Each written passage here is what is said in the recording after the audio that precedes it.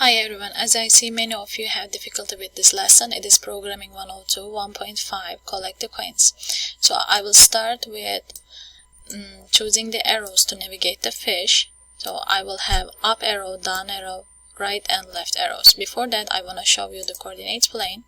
In the coordinates plane, up means y positive, down means y negative, right means x positive, and left means x negative. So I will use this information in my lesson in here.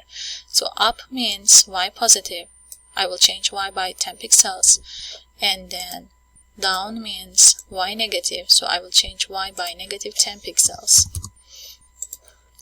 and then right means x positive, but I want to put this one in here, point in direction 90 degrees, that means it needs to go to right. So I will change x by 10, and then I will do the same thing for the left arrow. It will go to left, it is negative 90, and then it will change x by negative 10 pixels. So while you're playing, be careful with the shark and be careful with the borders. Good luck.